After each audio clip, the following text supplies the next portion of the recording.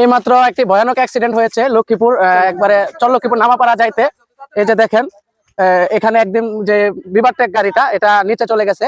এটা নির্মাণ হচ্ছে একটি ব্রিজ, ছোট একটি ব্রিজ নির্মাণ হচ্ছে। নির্মাণের জন্য যে রাস্তাটি করা হয়েছে এই রাস্তা দিয়ে আসতে গিয়ে মূলত এখানে যাতায়াত রাস্তা। স্কুলের লোকজন আসা যাওয়া করে, প্রাইমারি স্কুল, হাই স্কুল, পরীক্ষা দিন এবার ইন্টারগার্ডেন স্কুল সব নামাপাড়ার সে ছাত্রছাত্রী আসা যাওয়া করে। আসা যাওয়া করতে গিয়া যে বাইপুর রাস্তাটা, এই রাস্তাটা আপনার রাস্তার মুখের মধ্যে তারা কন্ট্রাক্টরে পাথর সিমেন্ট বালু ফালে লাগছে। এই জন্য তাদের বলা হয়েছে কয়েকবারে আমরা কথা কিন্তু মূল্যায়ন করে না, তারা আমাদের কথা মূল্যায়ন করে না। আর 2-3 বার অ্যাক্সিডেন্ট হয়েছে, তারা গুরুত্ব সহিত দেয় না। আমরা জনগণে বলি দেখেন যাতায়াত রাস্তাটা ক্লিয়ার করে দেন, তারা কিন্তু গুরুত্ব সহিত দেন। কন্ট্রাক্টর 3-4 বার বলা হচ্ছে।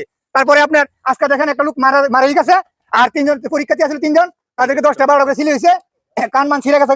এদের বিভারটেক এই রাস্তার দুর্ঘটনার কারণে। টোটাল যাত্রী কয়জন ছিল? যাত্রী ছিল 5 জন। 5 জন। 5 জনের সমস্যা হচ্ছে, সবারই সিলি হইতেছে। একটা ঠ্যাং ভেঙে গেছে, কান ছিঁড়ে গেছে, কপালে গেছে সিলি হচ্ছে, আরেকজন মারা গেছে। বেলা বছর ধরছে না, ঢাকা লয়ে গেছে পরীক্ষা দিতে। আচ্ছা, আসলে বিষয়টা হচ্ছে এরকম যে এখানে যে ওঠার পথে যে পাথর রাখা হয়েছে এটা হচ্ছে অ্যাক্সিডেন্টের জন্য সবচেয়ে বড় মূল কারণ। এখানে আমরা আসার পরে যেটা দেখলাম, তো আমরা সংশ্লিষ্ট জনদের দৃষ্টি আকর্ষণ করছি এটা যেন খুব দ্রুত সাথে কাজ করা হয়, এবং কাজ করার আগে যেন এখানে যারা আছে দায়িত্বপ্রাপ্ত আপনারা দয়া করে এই রাস্তাটা আবার সুন্দর করে দিন, যাতে করে এখানে মোটামুটি নামা লক্ষ্মীপুরের যে লক্ষ্মীপুর যে নামাপাড়াটা আছে এখানে অনেক স্টুডেন্ট আছে, পাশাপাশি অনেক মানুষের দিক দিয়ে আসা যাওয়া করে, বাজার যাতায়াত করে। এই রাস্তাটা অনেকটা রিস্কি হওয়ার কারণে যে এখানে অটো রিকশাটি পড়ে আছে 5 জনের মতো আহত হয়েছে। 5 জনের মতো আহত হয়ে অলরেডি একজনের অবস্থা গুরুতর।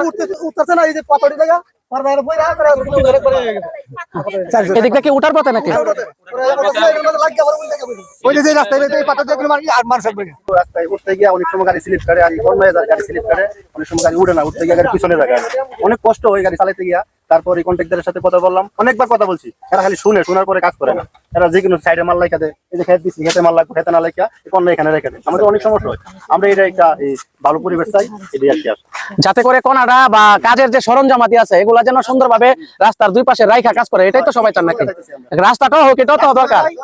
আমার চলার পদ্ধতি ভালো থাকে, এটাও চাই আর কি। তো এখানে মূলত যারা আছে সবাই হচ্ছে ভুক্তভোগী, এখানে আসা যাওয়ার পথে এই সমস্যাগুলো হয়। তো আমরা সংশ্লিষ্ট সবার আবারও দৃষ্টি আকর্ষণ করছি, এখানে আসা যাওয়ার রাস্তার যে কাজের যে সরঞ্জাম আছে এটা আপনারা দুই সাইডে রেখে তারপরে কাজটা করবেন, এবং এটার জন্য খুব জরুরি ভিত্তিতে এই ব্যবস্থা করা হয়।